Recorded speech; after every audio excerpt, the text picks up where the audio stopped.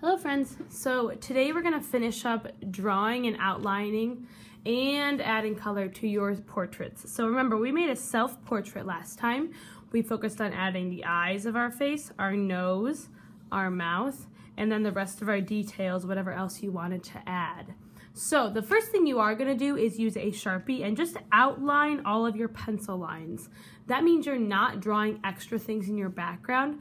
You are just outlining the lines you have already drawn.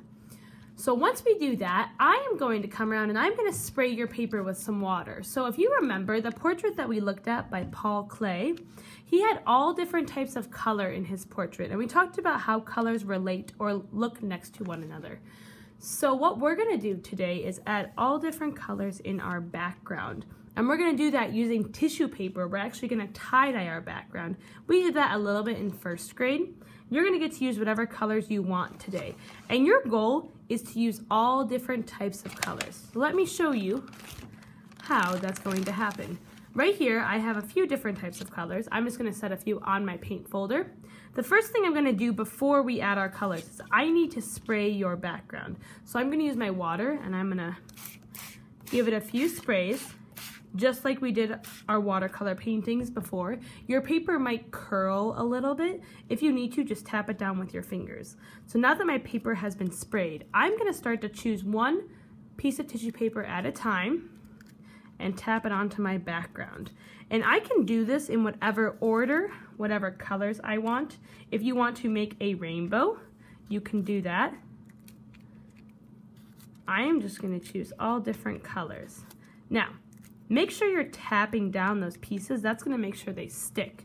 So these are not going to be on your paper forever. They're just going to be on there to tie-dye the background. So it's not going to take you very long. And you can see I'm going in order. I'm putting them right next to each other. I'm not just throwing them down. I am making sure I have different colors next to each other. And what I probably will do is I will come around and spray your paper one more time because you can see my paper is actually drying. The tissue paper is not sticking. So I'm going to give it a few sprays. If your pieces accidentally fly off, we'll just move them over a little bit. And the reason why this is so important and why it's so cool is because you can see as I have sprayed my paper, the colors are already starting to blend in or bleed into my paper to soak in. So here we go, I'm going to keep going.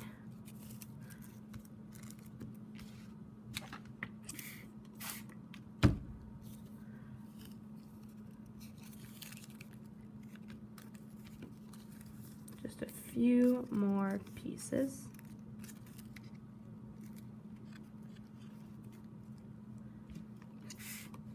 And I realize my paper is very dry, so I'm giving it a few more sprays. And as you work, your fingers might turn a few different colors.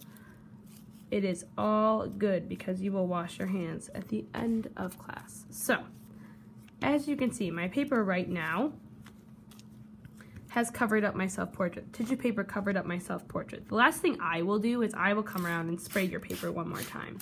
Your paper is going to be very wet. So when you're done, once you've filled up your entire background with your tissue paper, like I have, you will walk it on your paint folder over to the drying rack.